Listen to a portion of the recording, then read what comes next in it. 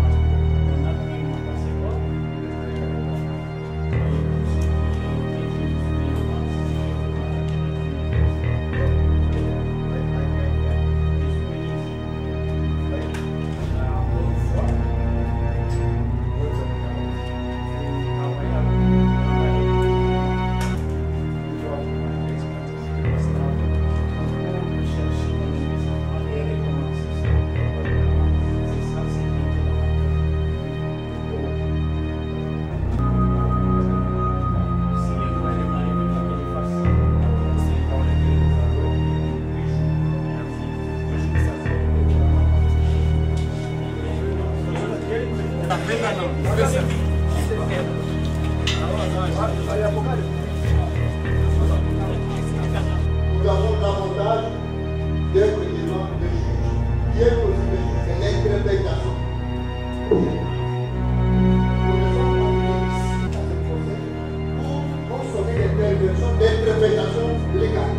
Le fonctionnaire mais en effet interprété que dans la mesure où il incarne la bouche de la Constitution, il contient la proclamation qui est la garantie des droits fondamentaux des citoyens.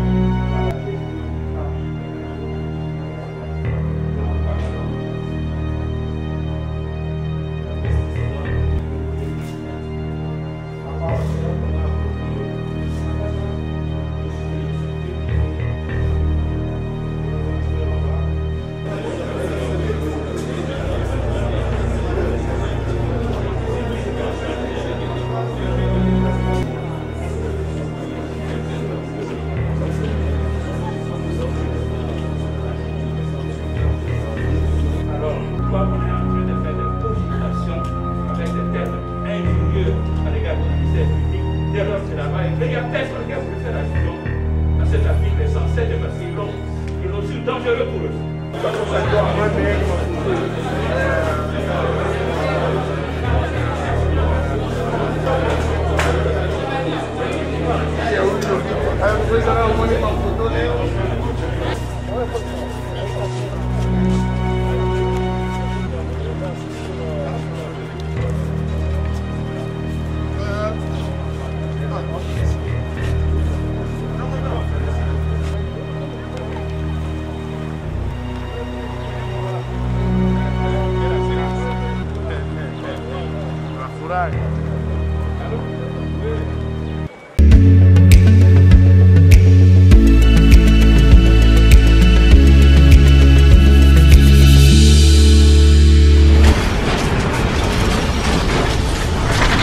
Ma Mission TV, le miroir du monde.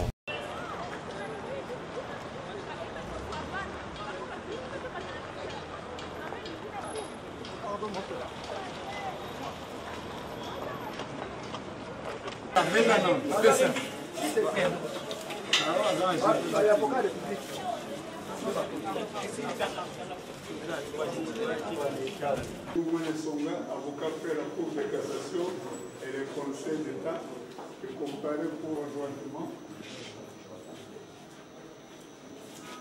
Maître Safari Mounoumé, avocat des barreaux de la Cour d'appel. Maître Onyemba Djongandek Laurent, avocat au même barreau. Alors pour le prévenu PB, on ne devrait pas sortir d'ici malade. Voilà. La Cour se déclare donc saisie sur le vice contradictoire à l'égard de tous les prévenus. Et cette cause avait été remise pour recueillir un interprète, c'est que la Cour a fait, parce que l'un des prévenus ne parle pas anglais. Alors, monsieur l'interprète est-il dans la salle? Veuillez vous présenter à la table. Je réponds au nom d'Empagnement de William Gilbert. Oui. Je suis un interprète élu par la Cour constitutionnelle dans la cause sous RP 001. Interprète requis par la Cour constitutionnelle dans la cause sous RP 001. Je jure de remplir fidèlement la mission qui m'est confiée. Alors, oui. Comme intervenant c'est Maître Nkisi Ilunga, avocat au barreau de Kinshasa conjointement. Faire un virement frauduleux de l'esprit de la loi. Vous avez vous-même sous votre yeux, Monsieur le Président honorable de la Cour, la loi organique numéro 13/026 du 15 octobre 2013 portant organisation et fonctionnement de la Cour constitutionnelle. Cette loi qui donne sens au fonctionnement de la Cour a interdit fondamentalement la constitution des partis civils. Il y a lieu donc de faire remarquer que cette intervention volontaire n'est qu'une autre forme de constitution des partis civils. Donc la conséquence en droit est la même. Pour la bonne administration de la justice, pour le respect des lois qui nous régissent, comme État, vous allez devoir rejeter formellement cette constitution des partis civils voilés au travers ce qu'eux appellent l'intervention volontaire, et vous allez faire droit. Nous avons dit.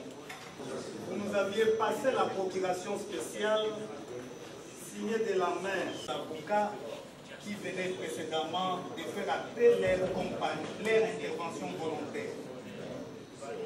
Nous nous rendons compte qu'elle n'est soutenue d'aucune disposition légale. Aucune. Nous voulons que la Cour constitutionnelle fasse application de la loi. Rien que la loi. Pour un procès équitable en matière pénale devant la Cour constitutionnelle, il n'y a pas de constitution des partis civils. Et venir en intervention volontaire, nous nous demandons, c'est sur quelle base légale, c'est sur quelle disposition que nos amis tirent cette initiative. Il vous plaira donc de leur faire savoir que dans la pratique, lorsqu'il y a intervention volontaire, c'est pour sécuriser les intérêts civils. Et que de ce fait, la loi organique s'est prononcée sur cette question. Ils devront attendre que votre cour puisse juger. Et une fois que les prévenus seront condamnés, c'est alors qu'ils s'offrent à eux la procédure par laquelle ils peuvent réclamer ce qu'ils veulent. Lorsque vous prenez les dispositions de l'article 74 du Code de procédure pénale, cette disposition énumère les personnes qui doivent figurer dans un procès pénal. Il s'agit du prévenu, il s'agit du ministère public, il y a la partie civile mal responsable, il y a les témoins et les renseignants. Et le secrétaire n'a pas, n'est-ce pas, ajouté une autre partie, intervenante volontaire soit-elle, que vos intérêts soient bousculés ou pas. Et c'est limité à ce niveau-là. Par conséquent, Monsieur le Président, par quelle procédure doit-on venir pour soutenir une quelconque intervention volontaire. Au-delà du fait que l'article 106 de la loi organique portant sur le fonctionnement de la Cour constitutionnelle prohibe de manière hermétique la présence de la partie civile dans les domaines de l'intervention volontaire. Si elle estime être lésée dans ses droits, in fine de cet article, on donne la solution. C'est d'attendre en cas de condamnation pour aller saisir le juge compétent pour la réparation. Mais à ce sujet, votre honneur, la jurisprudence de la Cour de cassation est claire. Ici, nous sommes dans l'affaire sous RPR 073, rendu le 25 août 2014. Cette affaire avait opposé la société Palésa contre le ministère public. Voici la position de la Cour de cassation. S'agissant des intervenants volontaires, la Cour suprême de justice note que monsieur et madame Chokomba Laloto, Freddy Bompanza et consorts ont introduit des requêtes en intervention volontaire que dans la demande d'ouverture des débats introduite le 19 novembre 2015, leurs avocats soutiennent qu'il y a encore au-delà des intervenants volontaires ici présents, plus de 300 autres qui ont déjà déposé des requêtes auprès du cabinet Mukendi et Banza.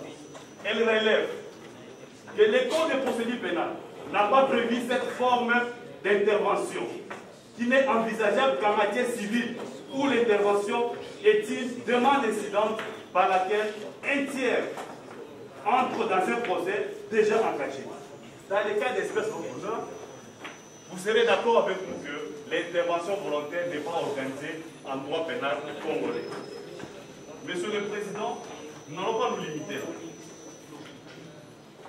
Sous RP 2277, et dans cet arrêt, votre honneur, il s'agit de M. Mukendi, qui n'était pas parti devant les premières instances. Mais il s'est fait qu'il avait été déjà condamné, les partis étaient déjà condamnés, mais lui avait intérêt dans ce procès. Il va relever le pouvoir en cassation. Mukendi, ici, dans les cas d'espèce, je sais que la République viendra vous dire évoquer cette jurisprudence.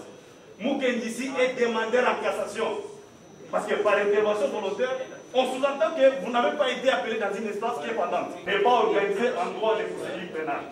La demande en dommage intérêt par un intervenant à l'occasion des procédures sera rejetée.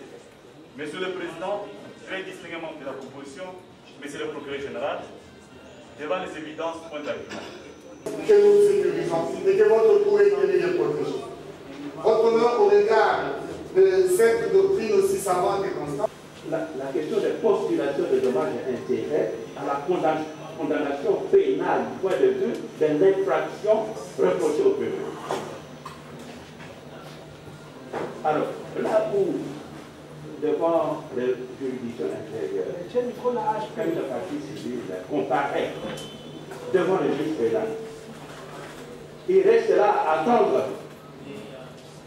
qu'on lui demande de donner le montant de dommages et intérêts pour parler, ou bien il s'emploie aussi à contribuer à établir l'infraction, qui est la base justement de la demande d'intérêt. Si le prévenu, la victime ne contribue pas, s'il y a des éléments qui peuvent donner, qui peuvent convaincre la cour de condamner, mais il ne va pas continuer de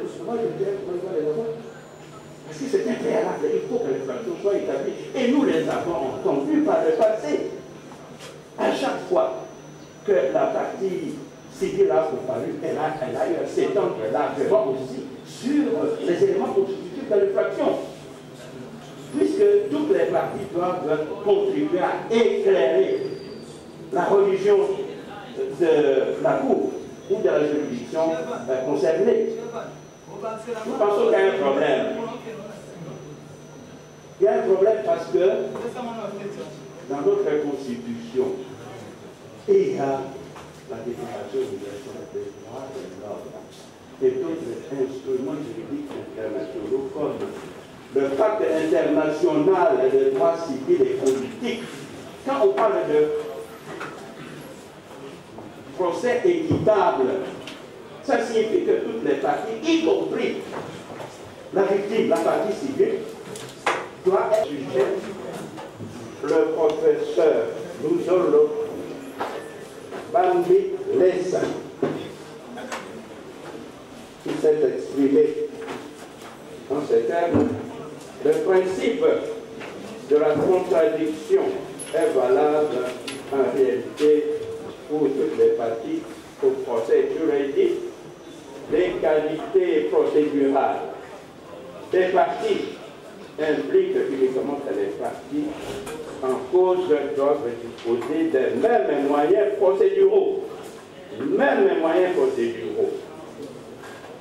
et doivent de manière égale avoir accès aux pièces qui sont soumises au juge. Parmi ces pièces, la partie civile n'est pas censée parler uniquement de la hauteur du préjudice, mais la partie civile est censée rencontrer les arguments du prévenu sur la constitution de l'infraction. C'est ça la première branche de la vie. Et deuxième branche, on vous a dit, et dans tout état de cause, la loi régissant la Cour constitutionnelle pose de manière claire la postulation civile devant les juridictions ordinaires.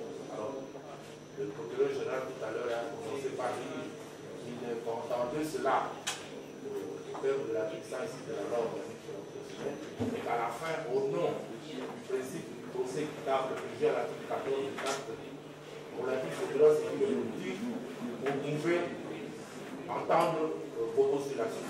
Alors, qu'est-ce que vous dites à ces différents mots?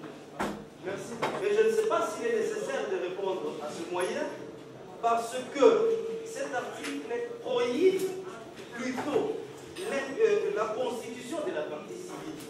Tel n'est pas le cas en espèce. Ici, la République est venue plutôt en intervention volontaire. Alors, je vais maintenant à la deuxième rubrique, celle de savoir si l'intervention volontaire est autorisée en matière pénale. Mais ils ne vous ont pas dit, ils ne vous ont pas cité une seule disposition légale qui interdit l'usage de l'intervention volontaire en matière pénale.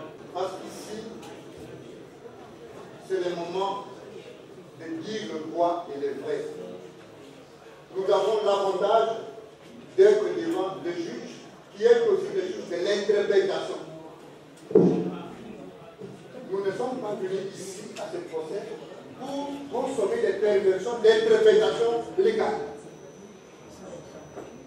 La loi a voulu qu'en matière pénale, l'interprétation soit stricte. Nous sommes aussi déçus par la perversion de l'argumentaire du public. Monsieur le Président, le monde entier nous regarde. Et si quelqu'un vient, par hasard juridique, prétendre qu'il y a un but juridique et a créé en vous le pouvoir de régulation, c'est qu'il vient cantonner à ce niveau des procès. Nous, on ne vient pas cantonner à la haute cour. Mais j'ai entendu un jour qu'on dit qu'on va évaluer la grandeur de la cour dans sa production et dans les productions de la cour France. Mais la volonté du procès, c'est le contradictoire. Mais dans un procès pénal, les contradictoires, c'est empêché. C'est aussi élémentaire que ce sont des justiciables contre le ministère public. Le ministère public ne vient pas se chercher des équipes. Le juge constitutionnel n'est en effet respecté que dans la mesure où il incarne la bouche de la Constitution, qui contient la proclamation et la garantie des droits fondamentaux des citoyens. Mais il n'y a pas un vide. Il n'y a pas un vide. On vient ici en tâtonnement parce qu'on fait allusion à une jurisprudence, soit isolée, mais qui ne donne pas raison à l'argumentaire. C'est ça la dialectique du droit pénal constitutionnel qui n'est pas connu du juriste lambda. L'article 106, j'ai la noble émission de la lire, parce que j'estime qu'il y a problème de lecture et de compréhension grammaticale avant que ça évoque les questions de droit. La constitution des parties civiles n'est pas recevable devant la Cour. Parce qu'ici, il y a même un problème sémantique. Et pour vérifier, il faut voir la finalité de cette constitution des parties civiles. Et la demande est celui qui se réclame comme intervenant volontaire. Mais en droit, la beauté du droit, c'est dans la continuité. De notre mémoire, mon maître Carlo Gomita, il dit que même ici, vous êtes dans la fausseté. Le problème en droit, c'est la cohérence. Mais ici, vous entrez dans le droit militaire public, vous dites, non, écoutez, c'est bien dit dans l'article 6, mais qu'à un moment donné, nous pensons qu'il y a le pacte international. Mais il y a la hiérarchie des normes que vous enseignez. Tout comme la constitution des partis civils sont interdites devant la Cour des séances. Alors il prit la partie République démocratique du Congo de disposer de la marque.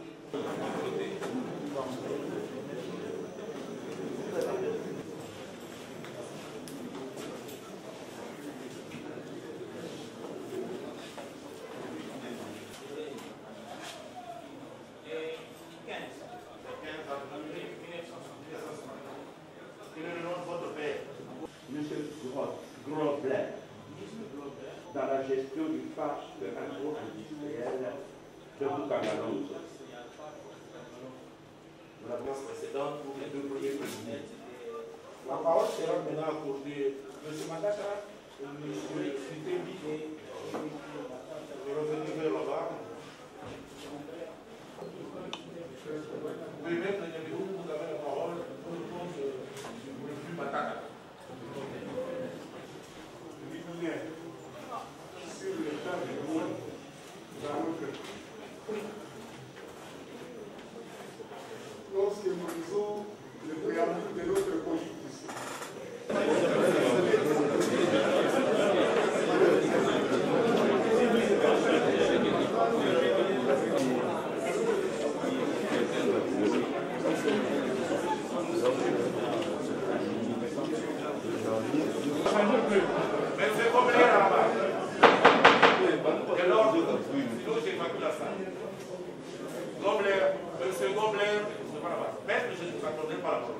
c'est votre méthode, on va aller dans cette méthode.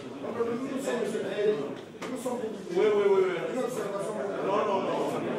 Vous n'avez pas droit à la parole. C'est M. Gomez. Puisqu'il parle de son contrat, nous devons savoir que nous n'en savons rien. Laquelle? Merci beaucoup, madame, pour la parole. Soumis au préalable relative à la compétence de votre cours et relative aux moyens tirés de l'irrecevabilité. À partir du moment où nous sommes poursuivis principalement, je pense que nous avons, nous, la responsabilité de rappeler à la Cour et à l'autre Cour que nous attendons la réponse quant à nos préalables et que nous ne nous prêtons pas justement à la dynamique de rentrer au fond de la question, contrairement à notre démarche. Nous avons... C'est ça la question des méthodes. Oui, merci monsieur le Président. Comment nous allons prendre sur le Président? Oui, c'est tout à fait bien que nous avons demandé que la Cour nous donne des mémoires. Lorsque nous avons... Très simplement. Mais nous... Monsieur le Président... Alors, dites tout simplement, c'est de la compétence de toute juridiction, y compris les juges pénals. Et l'irrecevabilité, parce que les procédures prévues pour à la fois la mise en accusation de l'instruction du Premier ministre n'ont pas été suivies. Voilà le débat sur l'irrecevable. Et ensuite, l'une des parties nous a dit c'est irrecevable parce que cette partie n'aurait pas très bien compris en quoi votre citation comparaître peut déclencher le procédure. Donc, obscurité du juge. C'est grosso modo les trois arguments auxquels vous devrez vous attaquer. Vous avez la parole. Merci madame. Monsieur le juge de constitution. On le dit, quelle que soit la longueur de la nuit, le jour finit toujours par la parole. Nous avons été pratiquement insultés à maintes reprises.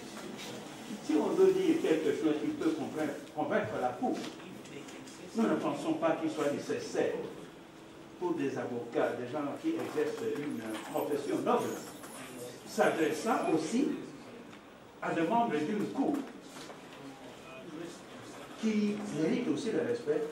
Je crois qu'ils pouvaient se comporter autrement. Nous n'avons pas voulu verser dans cette dérive-là et nous avons encaissé. Mais maintenant, nous voyons qu'on nous a perdu 4 heures. En tout cas, pas pour grand-chose. Sinon, commençons par la fin. Cette histoire de contrat, de ne sais pas, il y a le cours des investissements, tout ça. Mais nous avons ici au dossier un contrat signé par M. Robert et par les membres du gouvernement. Et pour l'exécution d'un marché public, le moment venu, nous allons donner les détails. D'ailleurs, il faut que nous donnions les détails des conditions d'exécution d'un marché public. Cette affaire ne peut être vraiment bien comprise que lorsqu'on a détaillé les conditions légales de signature et d'exécution de marché. Mais l'autonomie du droit pénal, est-ce qu'elle autorise qu'on vous dise qu'il y a eu des clauses compromissoires et qu'à partir de ce moment-là, les tribunaux en matière pénale ne peuvent plus statuer? Moi, c'est une chose qui réelle nous étonne. Non! Cette disposition se trouve dans le contrat. Mais c'est dans l'exécution de leur obligation contractuelle.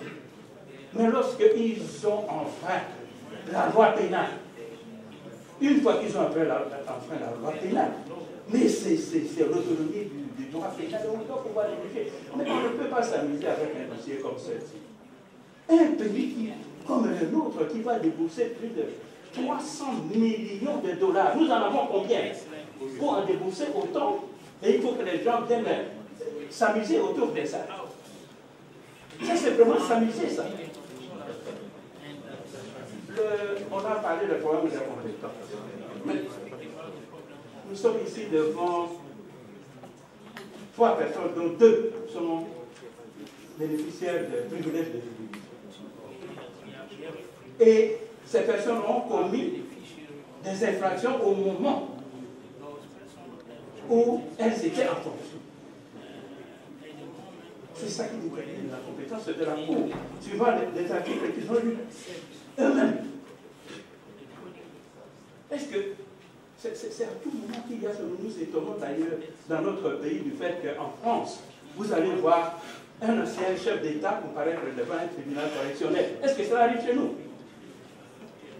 Et nous nous plaignons de ça, qu'il faudra qu'on abandonne un peu ce mauvais système de protection des malfaiteurs. On l'a dit et souligné plusieurs fois. Au moment de la commission des faits,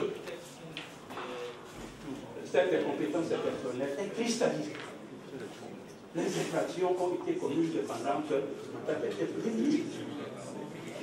Pendant que l'autre, même pour quitter, ne s'était pas la peine, parce que pour tous les autres prévenus, les 2 autres prévenus, c'est en leur qualité de co-auteur ou de complice que nous les poursuivons. Donc, c'est la Constitution. Tout ce qu'on nous raconte sur les écrits des baobabs et de tout ça. Qu'est-ce que ça vient faire par rapport au terme clair de la Constitution? Votre compétence est liée à des personnes bénéficiaires de privilèges de juridiction au moment de la commission d'éthique. C'est ça.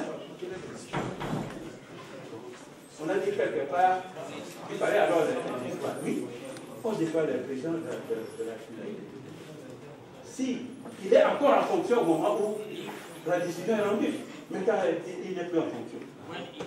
Donc vous voyez, on a dit beaucoup de choses, mais il y a eu une réelle confusion entre la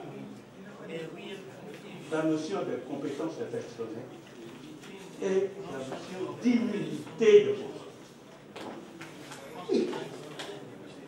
Si on vous dit, vous saviez que M. Matata est un premier ministre, mais vous, pour obtenir l'autorisation de le poursuivre, vous allez présenter sa qualité de sénateur, vous demandez qu'on lève les gens. C'est normal. Alors pourquoi on est en train de faire des cogitations avec des termes injurieux à l'égard du ministère public dès lors que là-bas est fait? Il n'y a personne qui a voulu faire allusion à cet article 107 parce qu'ils l'ont su dangereux pour eux. Ils n'ont pas voulu le dire. Mais c'est ça, c'est cet article qui nous a autorisé et c'est régulier que nous vous avons saisi. Donc, messieurs les présidents, vraiment, c'est dommage. On a dit tout un tas de choses, mais nous savons que vous êtes des hommes responsables et que par ailleurs, vous avez la condition de faire. Nous avons présenté des textes en vertu desquels nous vous avons saisi, des textes qui nous autorisaient à vous saisir pendant la période où les prévenus ne sont pas pour examiner cette cause et ensuite de recevoir notre rapport. Je dois vous dire en toute sincérité que j'apprécie la qualité et la profondeur des arguments qui ont été développés par les collectifs de mes avocats, étant donné que du point de vue de l'incompétence de votre haute institution, dont le caractère pédagogique et souverain a été évoqué avec beaucoup de maîtrise, notamment par le professeur Niabiroum, mais autant aussi sur l'irrécevabilité de l'ensemble des chefs d'accusation. Cela étant dit, Monsieur le juge président, honorable, je m'allie totalement aux arguments qui ont été avancés par mes avocats. Mais si cela leur convient, ils peuvent peut-être réagir, si votre haute cour le permet, aux explications qui ont été données par le procureur général. Je vous remercie. Merci. Monsieur Pébi, compétence, les arguments qui ont été développés, et sur l'irrécevabilité que mes avocats ont avancé. Donc je me rallie entièrement. Je ne soustrais strictement rien par rapport à ce qui est dit. Non, je vous remercie.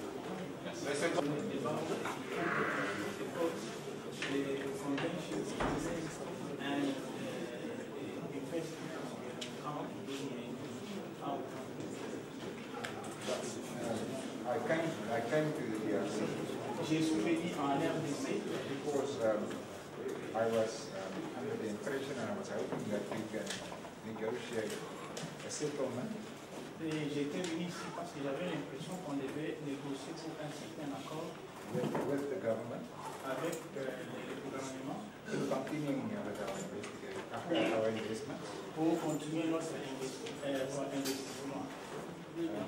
So that was my first desire. C'est ça mon premier désir pour être ici en RDC. That's why I'm here.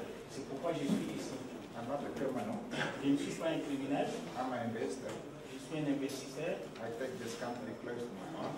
Je prends ce pays vraiment dans mon cœur. When I came here 3 or 4 weeks ago, si je suis venu ici 2 ou 3 semaines, il y a 3 semaines, I was told I'm a free man. Je suis venu comme un homme libre. I had my mother's 80th birthday party. My mother, she became 80. Ma mère a 80 ans. So after the last case, I wanted to go to South Africa. Après ces cas, je dois aller en Afrique ici. I already booked my ticket back. Je dois réserver mon billet de retour. They arrested me at the airport. On m'a arrêté à l'aéroport. And took my passport away. On a pris mon passeport. To this day, I don't have my passport. Et tout ce qui était, je suis demande si on peut vraiment me redonner le passeport. So I came here. Je suis venu ici. In good faith. En bonne foi. To work with the government. Pour travailler avec le gouvernement. To look after my investments and to restart them. Pour rechercher mon investissement et recommencer ça. That was my heart. C'est ça ce qui était dans mon cœur. If the government doesn't want to do that, si le gouvernement ne veut pas que je fasse ça, I will have no choice but to go to Geneva. J'aurai un autre choix d'aller à Genève. C'est ça son dernier mot. D'ici violence, oui. Up to now, jusque-là, c'est ça son dernier mot. Très bien. Il sait, on dit qu'il se rallie à tout ce que ses avocats ont dit. Okay. Et il accepte tout ce que ses avocats ont dit pour son compte. Très bien. Pour se prononcer dans le délai de la loi qui est de 8 jours. Merci. 2 jours, ça tombe vraiment comme c'est.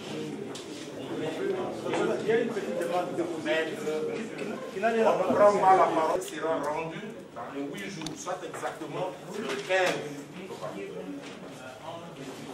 Voilà.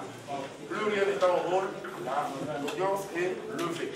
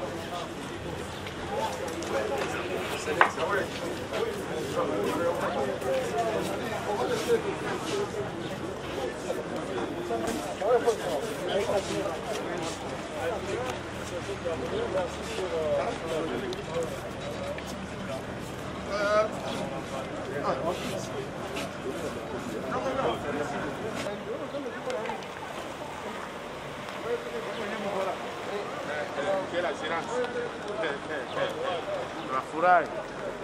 Allô? Oui.